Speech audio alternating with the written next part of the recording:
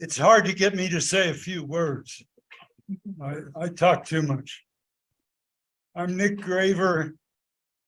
They tell me the next time the membership cards are issued, I'll be number one.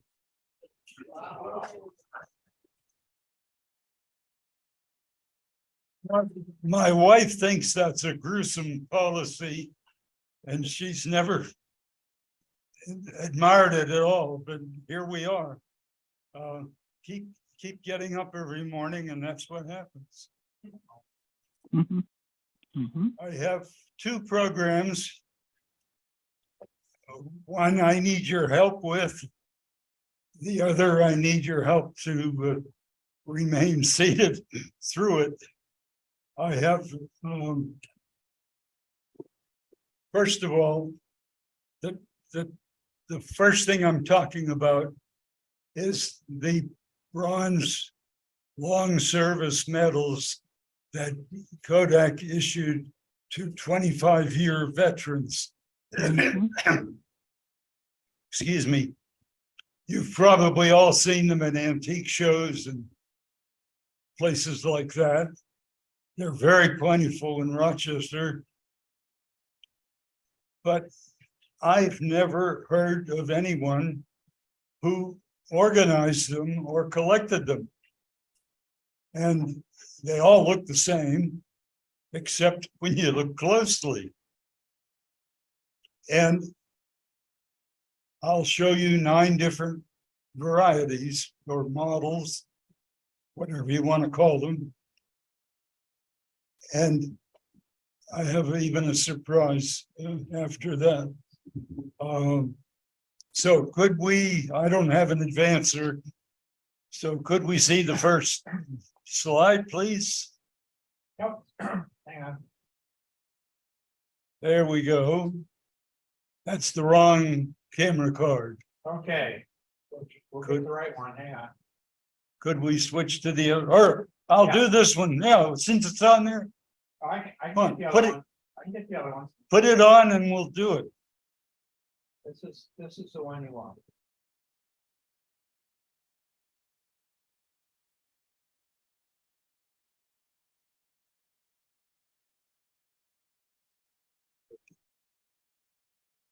This the one. That's it, but the first picture you're spoiling my spilling the beans. The first picture is the front of George Eastman's biography. That you had them up there, and somehow this is. Carrying the wrong one. Hang on. Gee, I'm sorry, folks. Don't worry about it. We'll get it. I spent a career in audiovisual work, and I like things. I like things to happen properly. There we go. Now undo the other one behind it. There, no, that's the one we don't want. I know that's the one we don't want. So I have to do the little. On a second.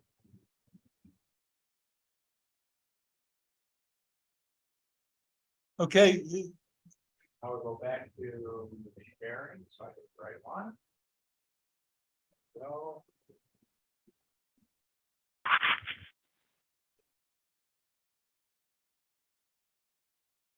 Okay, there we go. now can we turn out the lights, please? Or Um, at least the ones up in front of the screen. Not sure where the light switch is. Back in the balcony, is there a light switch back there? 2 up back there. Or 4 out. There we go. That's good. Oh, yeah. Just like old times. Yeah. Okay, I have to ask for them to advance now. For next slide. No, that's too far. Okay, we'll say that. That's what we're going to be talking about. The George Eastman 25-year Service Award. It's taken from. Go back, please. Okay. I'm just ahead of you, that's all. There we go. It's taken from a plaque on the wall at MIT University in Boston. They have a whole wall devoted to George Eastman with great sayings, and he gave most of the money that built much of the MIT buildings. He did that because he was so pleased with graduates of MIT that worked in the early days of his company. So next slide, please. Excuse me.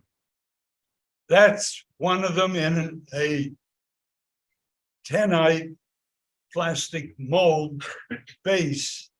And that's the way they sat on the desk of so many people around the company. And the workers were so proud of their medal, and they had them in their office on their desk. And they were all, it was the goal of many workers was to get to that stage.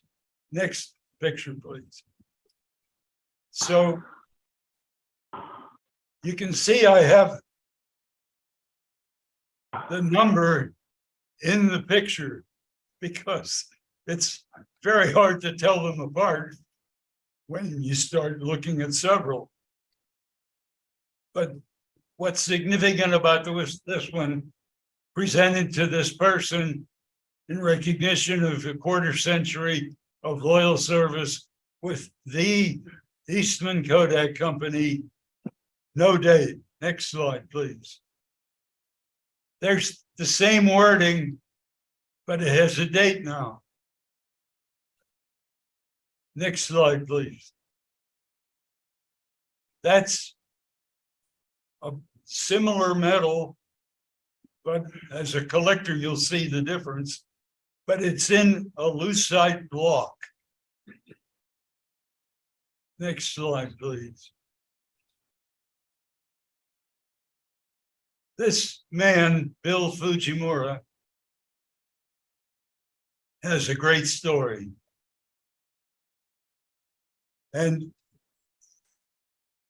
there's no "the" anymore with Eastman Kodak Company, but not the word "the." And if you can go back 2 slides, please. Okay, that's good. There's a little star between each word, almost a period, but at any rate, go back to Fujimura. No more spacers between the words. Bill Fujimura was an American born in Seattle, Washington, and his family went back to Japan on a vacation to visit his grandparents. The war broke out. They were trapped in Japan for the whole duration of the war, and they were very unpopular as foreigners, even though they looked Japanese. They're Japanese Americans, but they were proud American citizens, and they were stuck there for the whole war. So next slide, please. Yeah. No, "the." Go ahead, please. Okay. This is Tennessee Eastman Company, not Kodak.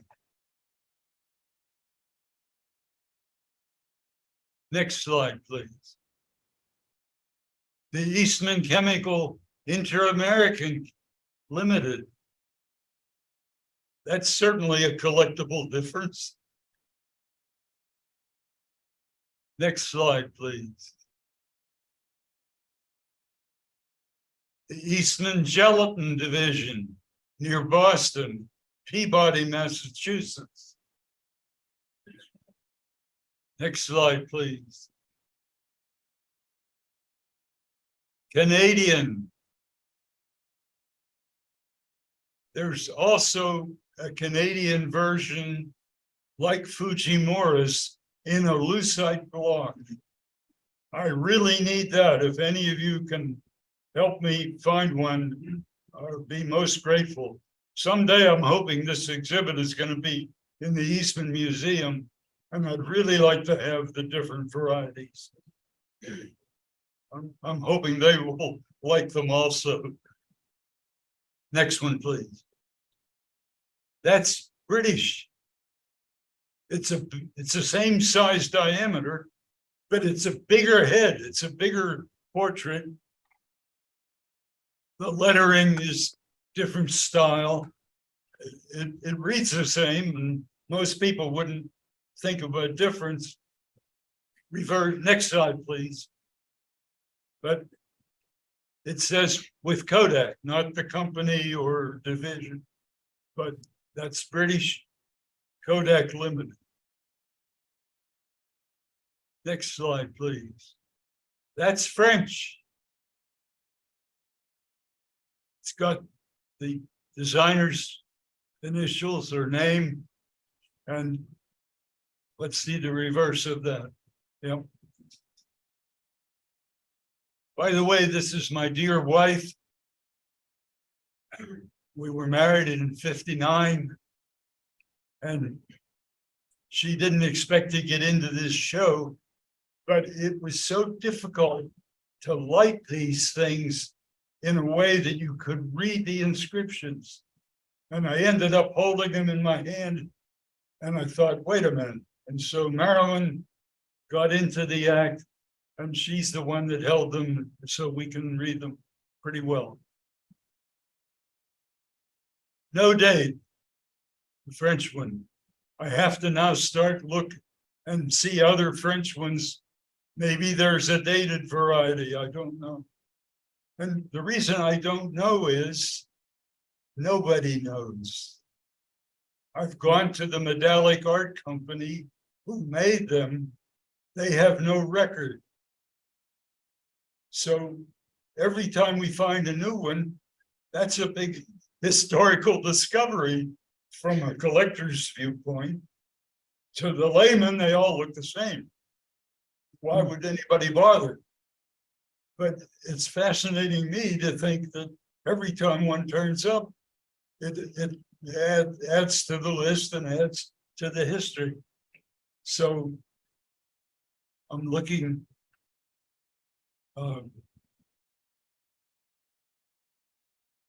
When we had Fujimura's in the lucite block, I should have mentioned, I forgot. I make mistakes. My wife is the perfect graver. I'm the one that makes mistakes. They were giving out these, presenting these medals, bronze medals in the lucite block, which are really hefty and impressive when you pick one up. But standing on an employee's desk, they look just like something in a plastic block. They realized they could make a bronze-looking plastic medal and put it in the lucite block and not have to have a bronze piece, which is expensive to make and all that. So there's a lucite block version that looks bronze, but it's really plastic and it's featherweight. And I really love to get one of those also. But I've not figured out a way to advertise in Rochester, where there must be lots of them, how to explain to people what it is I'm after.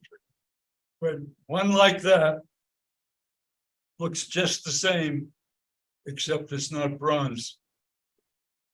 So go forward, please. So that, you see, he's looking the other direction. Nothing to do with long service. Next slide, please. That's a Eastman Dental Dispensary in Belgium. They had 5 or 6 of them around Europe in capitals, and they had set up as a clinic, and school children were able to go and have their teeth examined, and it was a big deal, early in the 20th century. So a member of the Photo Historical Society found this and was kind enough to let me add it to the collection. Speaking of the Photo Historical Society, some people have asked me over the years, why wasn't I ever the president of the RNA? Why isn't there a Nick Graver medal? One year, way back, they said the RNA was going to change its meeting date, and people were allowed to vote or express their preference. And I said, whatever you do, don't make it the 3rd Thursday. Well, they changed the date to the 3rd Thursday. I had to go to the other meeting because that's my primary field. I've been a member of RNA long before the Photo Historical Group was even formed, but that's my specialty now. So at any rate, I knew they wouldn't want a president that was half the time not at the meeting. So that's a long story of why you don't have a Graver medal in your collection. Next slide, please. That, my friends, is gold. As far as we know, that's the only gold one. When I got it, I asked Jerry Mull, and he said he never heard of one or saw one. Next slide, please. Next slide. That's the reverse. It's proof like it was almost impossible to photograph it.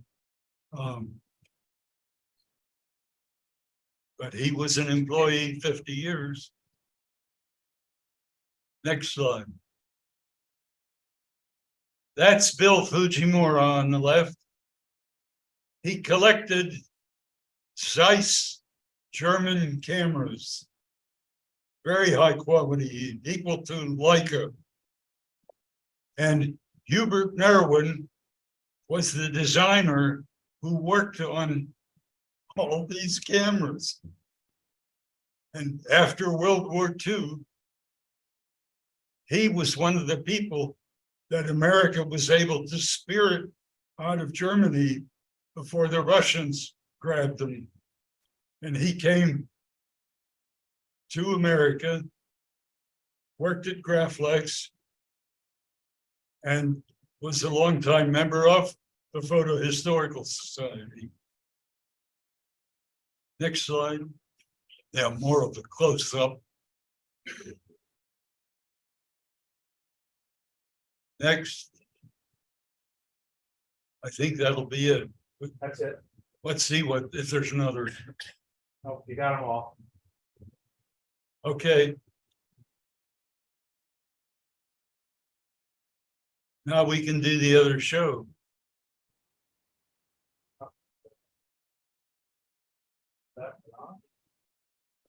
I produced a slideshow, the old-fashioned carousel projector with 80 slides in a tray.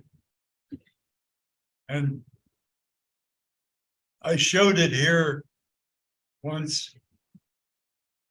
And I'll never forget the guy, I didn't have his name. And he said, we got to get on with this so we can get to the auction. I really was disappointed. It was the show of a lifetime. And stuff was borrowed from all over America and in Europe. So there's an orange tab on the table over there. And I'm hoping you will all go look at this show, Photographic Numismatics. I just tried it tonight before I came to make sure it was working and ready to be viewed. It's 45 minutes, and I guarantee you, it's like potato chips. You just can't look at a couple and stop. It really is a thorough show. It's every kind of numismatic item I could think of that's related to photography, and a whole lot of photographic antiques that relate to money or numismatics.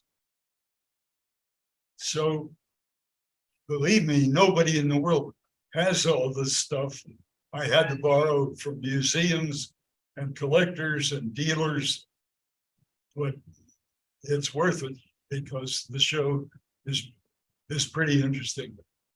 So what I've done is made an abbreviated short version just to show you tonight. I told them I'd keep it brief, but please take the orange slip and look it up on your own at your own time, your own convenience. I think you'll enjoy it. Let's go ahead and see what we have.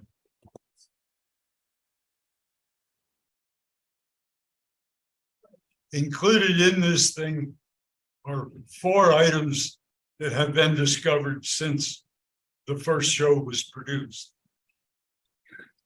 This is Alden Scott Boyer, a collector of many things. Whoops, you're going ahead of me. Thank you. He was in Chicago. He had a chemical company, made perfumes and things, and he collected all kinds of stuff. Mechanical musical instruments, player pianos, coin-operated devices, perfume bottles. He had the greatest photographic collection in America. He also happened to be the president of the American Numismatic Association. So he wasn't just a local collector, he was world class. He collected paper money. He had colonial era, which he presented to a museum. He had US paper money, and B. Max Mell disposed of that collection after he died. That's Beaumont Newhall, the first curator and the second director of the Eastman Museum. And that's General Solbert, Solbert. He was a Kodak person. I think finding the museum for him to run was convenient for everybody. He was a brigadier general, and I have another story I could tell, but I don't want to run out of time. So maybe we'll come back to that story. Next slide, please. What was the guy on the left? Which one was which? I couldn't hear you. The general was on the left. Okay. Yes. This is a daguerreotype. The first practical process of photography, and many people consider it to be the most beautiful or most perfect. They took long exposures. The chemicals were not friendly to work with, but it was the first process, and they're almost permanent. They will tarnish in time if they're not sealed and kept properly, and the glass doesn't always keep well, but by and large, it's an amazing process. We have a significant collection of them, and I brought one on the table tonight over there, so you can actually handle it. Next slide, please. That's a daguerreotypist at work using his camera. That's Jacob Byerly from Frederick, Maryland. It's in our collection. It's in Taft's book on photography in the American scene. Next slide, please. That's an advertising note, a commercial piece of actually script that had no value, but it looks so much like money in an era when there wasn't federal money. There were lots of local currency produced by insurance companies and local banks and you name it. And there's a story that a lady in Boston actually took 2 of these in trade and went to the bank and they wouldn't give her $20. And a judge decreed that Chase had to redesign this note and make it more like child's play money and not really looking like a printed banknote. Next slide. Oh, go back to that, can you? It does say Daguerrean. That's the process. Next slide.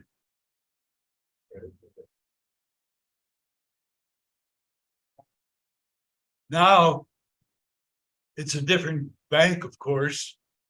And now it says daguerreotype and ambrotype. That's the next process on glass instead of a plate of metal. So we've gone from daguerreotype to daguerreotype and ambrotype. Next slide. Ambrotype and photographic.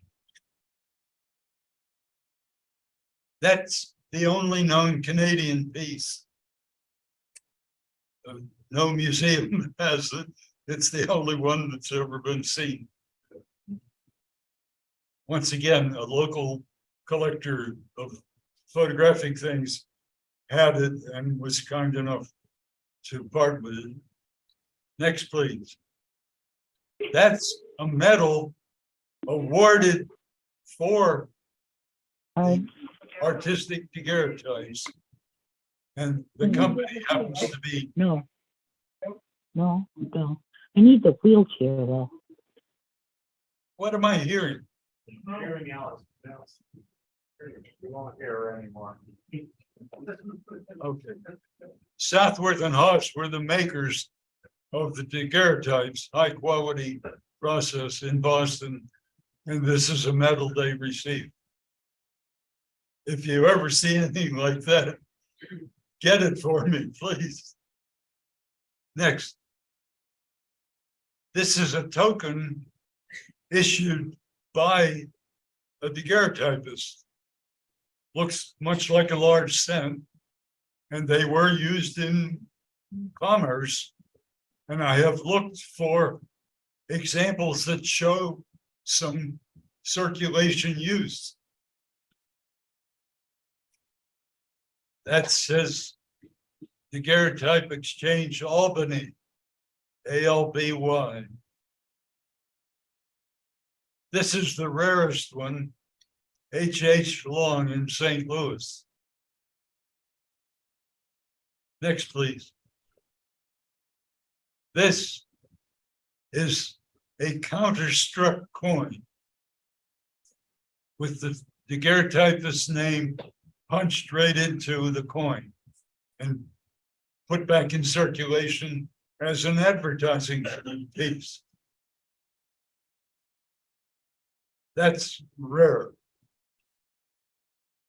Next one, please. This is a card that was on the back of a photograph. 25.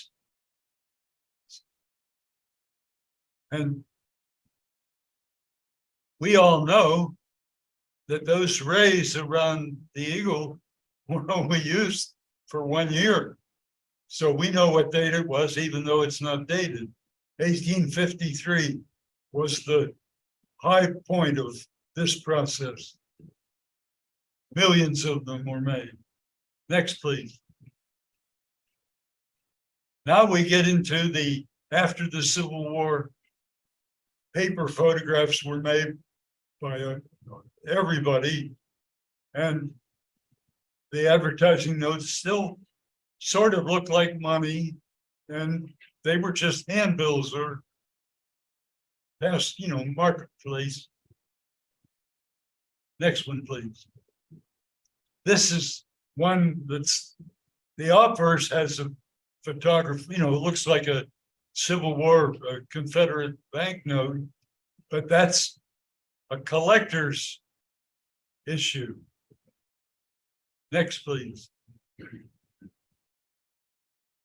That's photo finishing, not taking pictures, but developing the customer's pictures.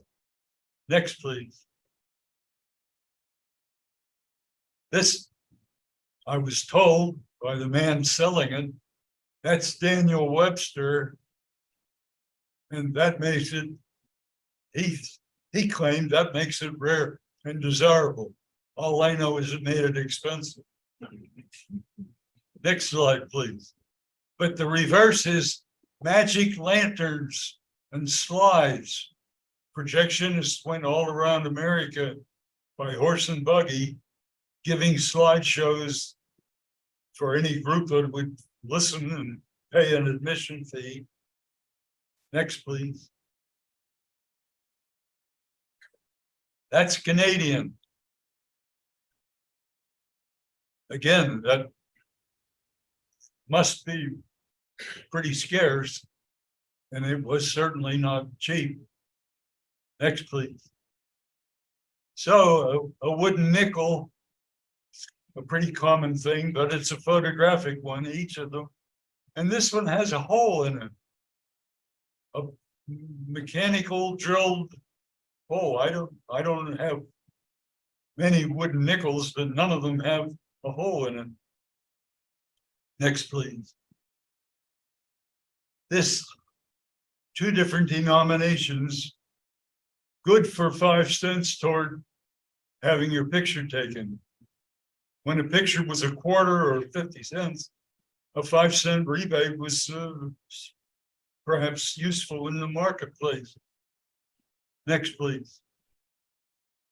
The encased cent is fun because it's Hamley in Pittsburgh, Pennsylvania, my hometown. I'm a 4th generation Pittsburgher. And it's an 09 VDB, Philadelphia. But it couldn't be a better date, the first year of the Lincoln cent. Next, please. That's my own token. That's aluminum.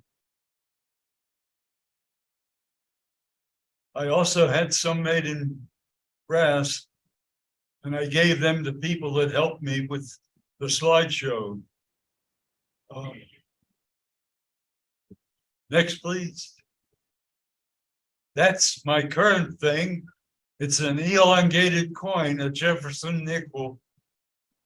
And depending upon which way it was put in the press, it made a look. These were different issues of the Jefferson nickel. And that's the reverse that's common to all of them. And 3 different obverse.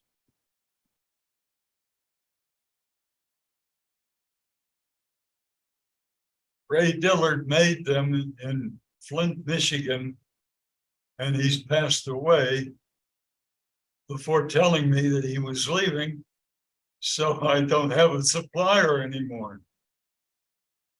The woman that bought his business can't get the ink that were put on there before it was rolled, so there would be detail in the flat coin.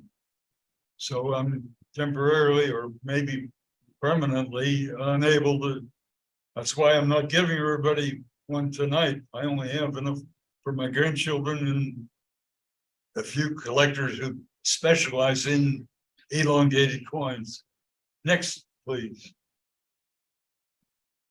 That's a company that made local currency with colors that weren't able to be photographed.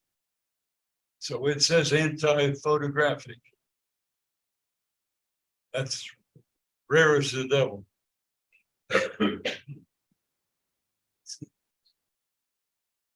I was surprised to get it in this format, the plastic jacket thing. Next, please. 4 new things since the first show that was produced. This is a love token, a US silver dime, and the obverse was planed off, and somebody engraved a daguerreotype camera. Usually it's a girlfriend's name or some romantic poetry or something that they call it a love token. But my goodness gracious, that's a camera. And I guarantee you that's the only one of those. And the man that owns it's in Massachusetts. He was kind enough to make me these copies. He won't part with it. Next, please. This came out of Hungary. And it's really a medal. It's proof-like. It's solid silver. It says 10,000 foreign, but it doesn't circulate. It's non-circulating legal tender. It's a medal with a price on it. I really dislike things like that, but he's got a camera.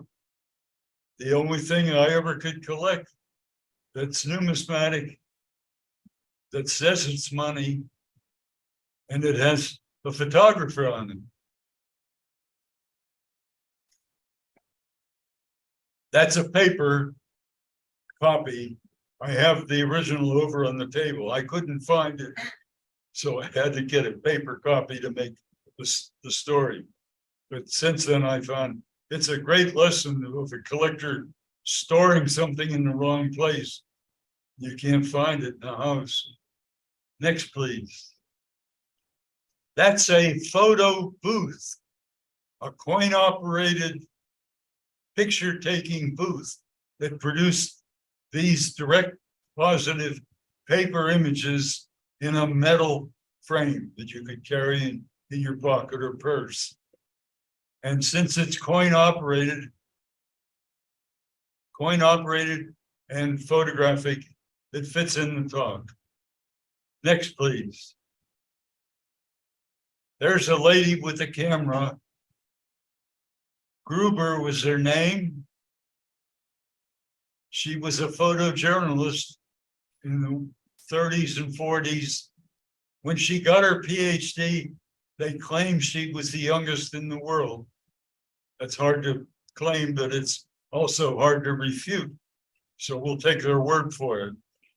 She was assigned to go to Europe and come back to America with a boatload of Jewish people who were allowed to get out of Europe as Hitler was taking over Germany. And the boat got to America with 900 some people, and Roosevelt admitted them, and they went to upstate New York. They stayed in an old military base, and she photographed the whole event of the crossing. And after the war, they were supposed to be sent back to Europe, and she campaigned and lobbied the different congressmen and officers, and the people were allowed to stay and become Americans. So that's why this is, she's being honored on this medal. It's the only medal I've ever heard of with a live person, a real known individual. There are models where artistic figures are holding photographic things, but not named people. Next slide. So that's who produced it. Can you imagine a gaudier reverse? It's so bold. Next one, please. That's the original Kodak camera. And these are the photographs that it produced. This happens to be a woman with an apron on a rooftop with a city in the background. We don't know if she's a nurse or a waitress or what. That's a horse. We have him over here on the table. That plug is what went in the lens hole as a protector, and also it was used to make time exposures. So somebody at Kodak Park thought, gee, it would be nice to have a souvenir to sell to the tourists. So they decided to make a medal. And Kodak hired some advertising company. Make the next slide, please. So here's the medal, George Eastman, the camera. It says the first Kodak camera, the date, and the pictures are square.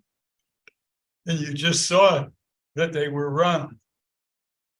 How in the world somebody could produce a beautiful silver proof surface, expensive metal, and the pictures are all round? They never asked anybody that cared or knew. Next question, next time. A business will be perfect if it's got good goods. Well, we know what happened to his business. It didn't become permanent. That may be the end. Yep. One more. That's it.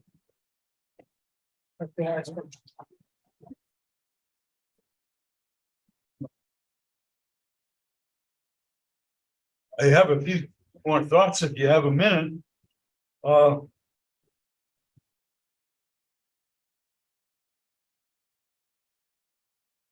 Do you all know what a limerick is?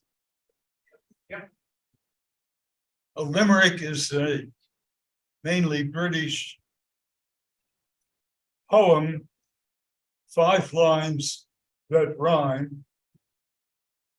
Well, one of our, he's deceased now, but Dr. Rudolph Kingsley, a member of, he founded the optics department at the U of R, and he was in charge of lens design at Kodak, and happened to be a member of the Photo Historical Society.